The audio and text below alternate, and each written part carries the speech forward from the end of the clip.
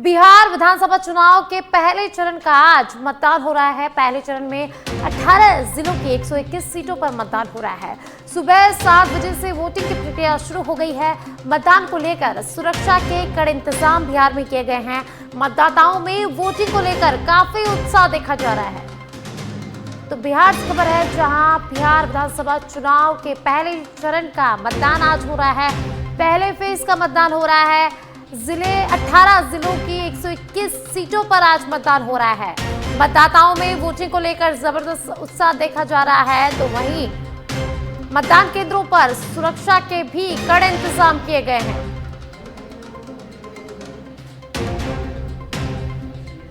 तो पहले फेज में 18 जिले की 121 सीटों पर आज मतदान हो रहा है। सुबह 7 बजे वोटिंग की प्रक्रिया शुरू हो गई है। सुबह 7 बजे से मतदाता अपने मत का प्रयोग कर रहे हैं और मतदान को लेकर सुरक्षा के भी कड़े इंतजाम किए गए हैं। मतदान को लेकर मतदाताओं में काफी उत्साह देखा जा रहा है।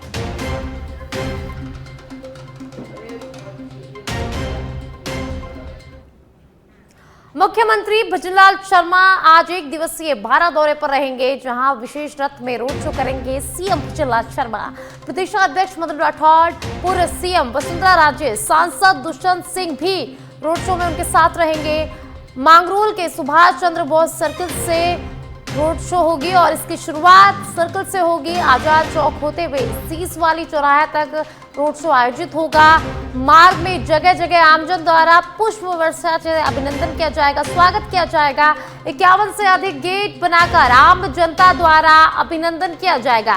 रोड शो के दौरान अग्रिम पंक्ति में महिला युवा शक्ति शामिल होंगे। प्रत्याशी मोरपाल सुमन, बीजेपी जिला अध्यक्ष नरेश शुक्रवार भी रथ पर सवार होंगे। तो मुख्यमंत्री भजनलाल शर्मा आज बारां जाएंगे, जहां वे चुनाव प्रचार करेंगे, रोड शो करेंगे। और ज्यादा जानकारी के लिए मेरे सहयोगी पॉलिटिकल एडिटर लाल सिंह मेरे साथ जुड़ गए हैं, उनका रुख करते हैं।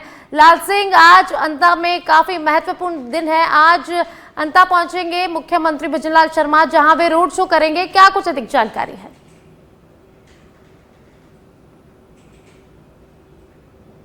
बिल्कुल साक्षी, ये राजस्थान का कहने को तो उपचुनाव है।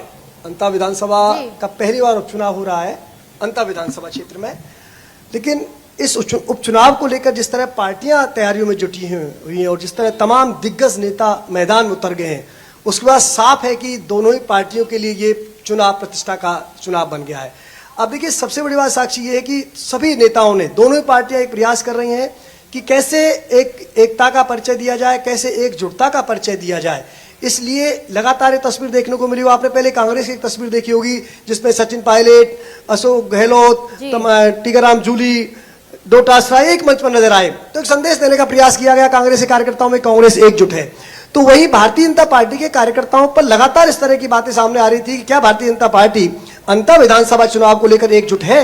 क्या भारतीय जनता पार्टी के तमाम बड़े नेता, दिग्गज नेता एक मंच पर अंता चुनाव को लेकर फतेह के लिए, जीत के लिए प्रयास कर रहे हैं? और आज उन सवालों के तमाम जवाब आपको उस समय मिलेंगे जब अंता विधानसभा क्षेत्र के मांगरोल की धरती से भारतीय जनता पार्टी का एक बड़ा रोड शो निकलेगा, जिसमें मुख्यमंत्री भजनलाल शर्मा, पूर्व मुख्यमंत्री वसुंधरा राजे, प्रदेश अध्यक्ष मदन राठौड़, भाजपा के प्रत्याशी मोरपाल सुमन, पार्टी के पदाधिकारी मौजूद रहेंगे।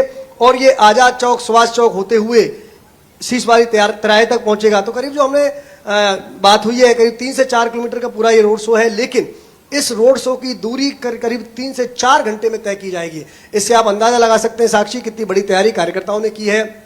दोनों तरफ जब जनसमूह उमड़ेगा, दोनों तरफ कार्यकर्ता रहेंगे, तो पुष्प वर्षा से स्वागत किया जाएगा। इसके साथ ही सियासी मायनों की अगर हम बात करें तो एक बड़ा मैसेज भारतीय जनता पार्टी के कार्यकर्ताओं को आज मिलने वाला है कि पूरी पार्टी के नेता एक हैं, क्योंकि ये गढ़ है वसुंधरा राजे का, ये गढ़ है भाजपा का।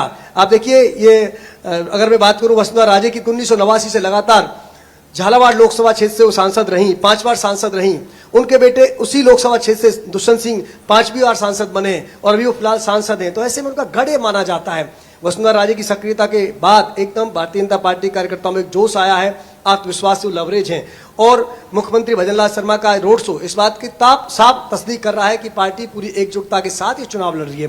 देखिए, जब टिकट की बात चल रही थी साक्षी, तो लगातार इस तरह कयास लगाई जा रही थी टिकट किसको मिलेगा, किसको देंगे, क्योंकि कांग्रेस में लगभग तय हो गया था कि कांग्रेस में टिकट प्रमोद जैन भाया को ही जाएगा, क्योंकि भाया से बड़ा नेता इस विधानसभा क्षेत्र के लिए कांग्रेस के पास कोई था नहीं। और आपने देखा होगा, जैसे उपचुनाव की घोषणा हुई तुरंत कांग्रेस ने अपना टिकट घोषित कर दिया और प्रमोद जैन भाया चुनावी मैदान में उतर गए। भारतीय जनता पार्टी को समय लगा टिकट देने में, क्योंकि स्थानीय कार्यकर्ता लगातार ये मांग कर रहे थे कि इस बार कोई भी हो स्थानीय को टिकट दिया जाए। लिहाजा कार्यकर्ताओं की भावनाओं को ध्यान में रखते हुए भारतीय जनता पार्टी ने मोरपाल सुमन, जो स्थानीय है, संघ से जुड़ाव रहा है, पार्टी में लगातार सक्रिय रहे हैं और लंबे समय से भारतीय जनता पार्टी के बैनर तले राजनीति कर रहे हैं। कई उन्होंने दायित्व निभाए हैं, कई जनप्रतिनिधि के तौर पर यानी कि पंचायत राज के तौर पर उन्होंने काम किया है, तो एक अलग अलग दायित्वों के साथ वो लगातार जनता से अपना जुड़ाव रखते हैं। लेकिन ये चुनाव कांटे का मुकाबला है, क्योंकि इस बार अगर हम देखें तो नरेश मीणा के आने के बाद इस मुकाबले में दोनों पार्टियों को लेकर बड़ी दिक्कत हो गई है, क्योंकि कमोबेश यहाँ के अगर हम साक्षी बात कर लें, मतदाताओं की हम बात कर लें, जातीय समीकरण की बात कर लें, तो माली यहाँ सबसे अधिक हैं, इसके बाद एससी आते हैं, इसके बाद मीणा आते हैं, इसके बाद धाकड़ नागर हैं, जनरल बड़ा वोट बैंक है। तो ये तमाम जो समीकरण है, जनरली एक बात मानी जाती थी कि एक वोट बैंक कांग्रेस के पक्ष में जाता था और एक वोट बैंक बीजेपी के पक्ष में जाता था। लेकिन अब सवाल यह है कि क्या नरेश मीणा जो लगातार अपनी सक्रियता दिखा रहे हैं, नुकसान किसको पहुंचा रहे हैं, क्योंकि ऐसा माना जाता है कि मीणा और एससी मतदाता कांग्रेस का वोट बैंक है, प्रमोद जैन भाया की उसमें पकड़ है। अब वो जो वोट काट रहे हैं नरेश मीणा, किसके काट रहे हैं, इसके साथ ही भारतीय जनता पार्टी के लिए, क्योंकि माली मतदाता करीब 45,000 की संख्या में सबसे अधिक मतदाता माली हैं, लेकिन केवल एक जाति के दम पर कभी भी कोई चुनाव नहीं जीत सकता। ऐसे में माली मतदाताओं के साथ साथ अन्य जातियों का समर्थन, खासकर सामान्य जाति वर्ग का समर्थन, खासकर नागर धाकड़ का समर्थन और मीणा वोट बैंक जो भारतीय जनता पार्टी का परंपरागत वोट, वो वोटर जो रहा है, जो मीणा वोट बैंक, वो वोट में उस वोट की बात कर रहा हूँ, क्योंकि परंपरागत वोट बैंक तो कांग्रेस का माना जाता है, लेकिन वो कार्यकर्ता जो मीणा है लेकिन बीजेपी से जुड़ा हुआ है, वो कितना लगातार जुड़ा रहता है। तो ऐसे में हर पल हर दिन सियासी समीकरण अंतर विधानसभा क्षेत्र को लेकर बदल रहे हैं। लेकिन मैं, जैसा कि मैंने पहले जो दर्शकों से रूबरू हुए थे, तो मैंने कहा था कि आज का जो रोड शो है वो भारतीय जनता पार्टी के लिए काफी आत्मविश्वास से भरा होगा, कार्यकर्ताओं को मजबूती देगा और रोड शो से निकलने वाली तस्वीरें काफी हद तक आपको बताएंगी कि अंतर विधानसभा क्षेत्र की तस्वीर क्या रहने वाली है। फिलहाल हमारी सच बदल की टीम भी उसी अंतर विधानसभा क्षेत्र के सियासी सफर पर निकल गई है और मेरे सहयोगी लगातार वो आपको तस्वीरें दिखा रहे हैं। इसके बाद हम रोड शो में शामिल होंगे।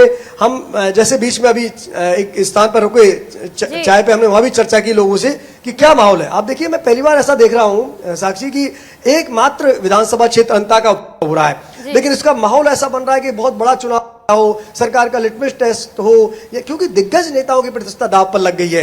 ये प्रमोद जैन भाया के राजनीतिक भविष्य को भी तय करेगा। ये भारतीय जनता पार्टी की एकजुटता का प्रमाण भी बनकर सामने आएगा। ये कांग्रेस की जो नेताओं की लगातार जो फूटती जो एकजुटता बनी है, वो कितनी एकजुटता इसमें बन पाती है, कितना उसका असर रहता है, ये भी दिखाएगा। अंतर विधानसभा क्षेत्र किसका गढ़ है, क्या यहाँ वसुंधरा राजे अपने गढ़ को बचा पाती है, क्या प्रमोद जैन भाया एक बार फिर लगातार अपना भरोसा जनता में कायम रख पाते हैं। तो तमाम ऐसे सियासी सवाल है साक्षी, जिनको हमें समझना होगा। और फिलहाल हम उसी सफर पर निकल गए।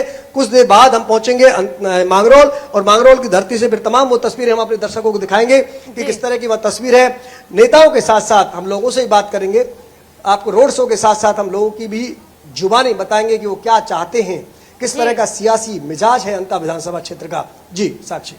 जी लाल सिंह, काफी रोमांचक मुकाबला रहने वाला है। काफी ये जो वोटिंग है काफी महत्वपूर्ण होगी, क्योंकि इस बार त्रिकोणीय मुकाबला है कि नरेश मीणा भी मैदान में है, प्रमोद जैन भाया है और जो बीजेपी के उम्मीदवार है वो भी है। तो क्या लगता है कि नरेश मीणा जो निर्दलीय हैं, उनके वोट से किसको ज्यादा फर्क पड़ेगा या किसको नुकसान होगा, किसको फायदा होगा?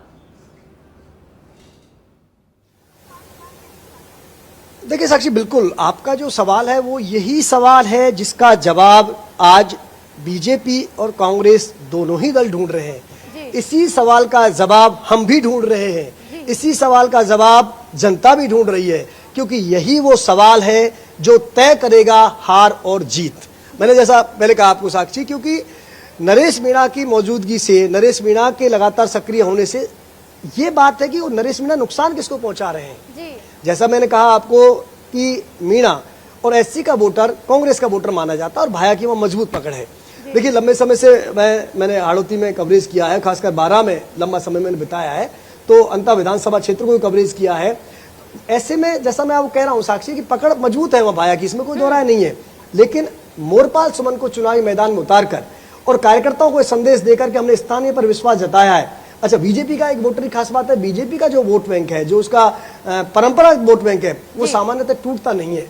ऐसे में बीजेपी की सबसे बड़ी ताकत है उसका कार्यकर्ता, बीजेपी की सबसे बड़ी ताकत है संगठन, बीजेपी की सबसे बड़ी ताकत है संघ का सहयोग। और मोरपाल सुमन जो भी संघ से भी आते हैं, मोरपाल सुमन लंबे समय से सक्रिय हैं, ऐसे में संघ का पूरा सपोर्ट उनको मिल रहा है और पार्टी का आम कार्यकर्ता उनके साथ है। एक आम परिवार से वो आए हैं, बिल्कुल एक सामान्य साधारण परिवार से संबंध रखने वाले मोरपाल सुमन आज चुनावी मैदान में, तो उनका एक प्लस पॉइंट है। यही वजह आपने देखा होगा वसुंधरा राजे ने सभा में कहा था, ये धन बल और जनबल का मुकाबला है। ऐसे में अब जनबल को जीतना है तो जनता को साथ आना होगा, कार्यकर्ताओं को पूरी मेहनत से लगना होगा। आपने कहा कि नुकसान किसको पहुंचा रहा है, इसका सवाल हम जरूर, इसका जवाब हम लेंगे और आपको भी बताएंगे, दर्शकों को भी बताएंगे कि आखिर मेरे इस मीडिया जो चुनावी मैदान में है वो किसको फायदा और किसको नुकसान पहुंचा रहे हैं। साक्षी जी, बहुत बहुत शुक्रिया लाल सिंह।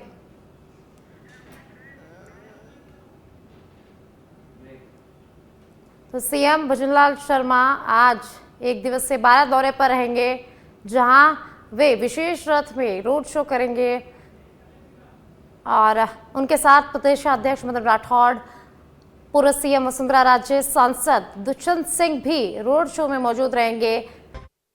बस अपने आप मैंने कॉन्फिडेंस दिखाया और पूरी टीम ने मेरे पे कॉन्फिडेंस दिखाया, मेरे को बुलाया और फिर मेरे अंदर यही था कि मुझे जितवाना है, चाहे मैं कैसे भी जितवाऊं।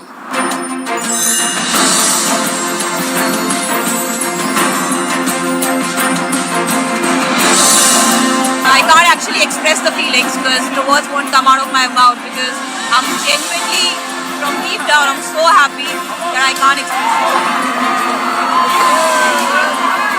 मैं इस वीडियो से यही आपको बताना चाहूँगी कि जब मेरे को चोट लगी थी तो यहाँ पे बहुत सारे लोगों ने मतलब टीम में बोला कि ये वर्ल्ड कप हम पताका के लिए जीतना चाहते हैं। तो मेरे को इन लोगों ने नहीं बताया बट मेरे को किसी और ने बताया टीम के बाहर कि ऐसे आपके लिए बोल रहे हैं वहाँ पे। तो जब मैं बाहर बैठी हुई थी और जब हम वर्ल्ड कप जीते तो वैसे मैं टेक्निकली स्क्वाड में नहीं थी, मैं 16 प्लेयर थी, बट सर मेरे को जैसे व्हील चेयर पे ही स्टेज पे खड़ा करा, वैसे ही सारी मतलब सम्मान दिया, वो सब दिया। तो ये टीम सर एक फैमिली की तरह है। तो जब आप सारे प्लेयर्स का एक मतलब रिस्पेक्ट करते हो, जब सारे प्लेयर्स को एक जैसा फील कराते हो, तो वो एक फैमिली जब एक साथ इकट्ठे होकर खेलती है तो सर उस टीम को हराना बहुत मुश्किल हो जाता है। तो इसलिए सर टीम फाइनल डिजर्व करती थी, फाइनल जीतना डिजर्व करती थी। ये आपकी बात सही है कि अल्टीमेटली खेल में टीम स्पिरिट बहुत मैटर करता है जी। और टीम स्पिरिट सिर्फ मैदान में करते ऐसा नहीं, अब 24 घंटे जब साथ रहते हैं तो एक प्रकार का बाइंडिंग बन जाना चाहिए, तब जाकर के होता है। और हर एक की वीकनेस का पता है तो उसको कवर अप करने की कोशिश, और हर एक की स्ट्रेंथ है तो उसको सपोर्ट करने की और उसको उजागर कर, तभी जाकर के होता है। Everyone playing knew how important that catch was. I just fumbled first time ever in my life. Glad I got that second chance to take that catch.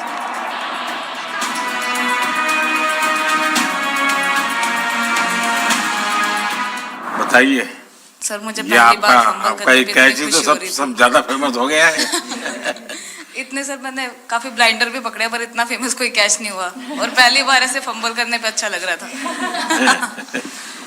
आपने एक कैच दिया तब तो एक प्रकार वो टर्निंग पॉइंट बन गया जी सर। तो उसके बाद यानी आपको कैच करने तक तो ठीक है, एक बॉल दिखता होगा, ठीक, उसके बाद आपको ट्रॉफी दिखने लगी होगी।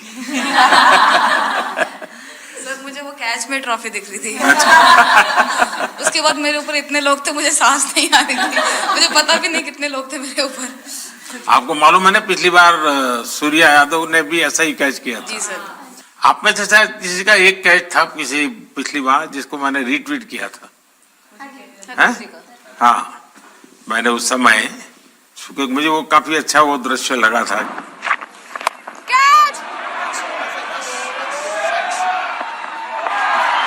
Oh, brilliant! Stunning! Absolutely superb! हाँ जी सर।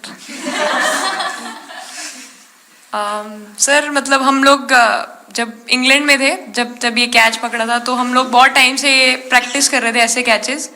तो मुझे याद है मैं फील्डिंग कर रही थी तो एक आगे कैच आया था, तो मैं भागी और मुझे लगा मैं नहीं पहुंची। हैरी दी डांटे, कहते क्या फ़ायदा तुम लोगों का, अच्छे फील्डर हो गए, तुम ऐसे कैच नहीं लेते। तो जेमी मेरे पीछे खड़ी थी, तो जेमी ने मुझे बोला कि कहती कोई बात नहीं। मैंने उससे पूछा कि हो सकता था, कहती हाँ तेरे लिए हो सकता था। तो मैंने उसको बोला कि अभी 2 ओवर पड़े हैं, तुझे मैं एक अच्छा कैच पकड़ के दिखाऊंगी। तो सर उसके जस्ट बाद ये बॉल आया एंड अच्छा, चैलेंज पर काम किया था। And again, first to the right of deep point, now to the left. They cannot stop the flow of boundaries of the bat of Richa Ghosh. Richa Ghosh is bossing this innings now at the back end. Richa तो जहाँ खेल जाती है खेल जीत करके आती है ना, मौका हर जगह पर मिलता है ऋचा को, हैं? नहीं पता सर, बट हाँ लाइक जैसे भी अंडर 19 सीनियर एंड WPL भी ट्रॉफी जीते थे। बहुत दूर दूर छक्के मारे। अच्छा। बताइए।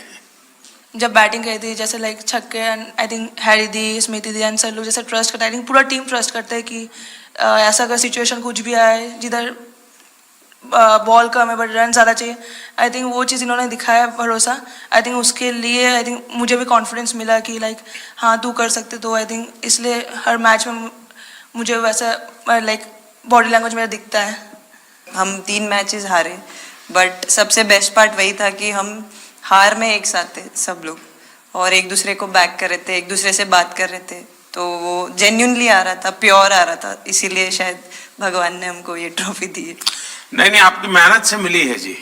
इस फील्ड में इस प्रकार से खुद को कैसे तैयार किया?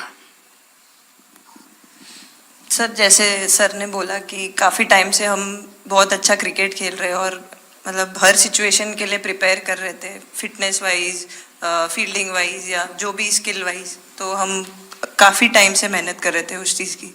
और जैसे मैंने बोला कि सब एक साथ रहते हैं तो इजी हो जाता है। अगर अकेले कोई पड़ जाता है तो बहुत डिफिकल्ट है उसके लिए अकेले काम करना। लेकिन मैंने सुना है कि आपने शुरू में जो इनाम मिला तो अपने पिताजी की मदद करने के लिए खर्च कर दिया। जी सर। हाँ, और पिताजी पूरी तरह प्रोत्साहन देते रहे। हाँ, पूरा टाइम मतलब इतना इजी नहीं है हमारे फैमिली में उस टाइम पे, बट पापा ने कभी ऐसा नहीं रखा, मम्मी ने भी नहीं रखा। सर बस मेहनत है बहुत सालों की, और अपने जो बॉलिंग कोच है हमारे आविष्कार सर, उनसे भी काफ़ी बातचीत चल रही थी कि कौन से बैटर को कैसे टैकल करना है।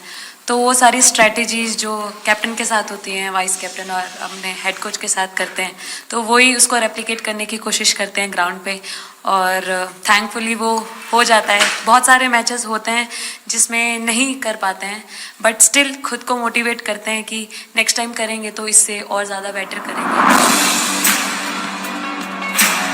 आई थिंक पहली बात तो इंडिया डेब्यू ऑलरेडी बहुत स्पेशल होता है, और इंडिया डेब्यू वर्ल्ड कप में I think it's even more special.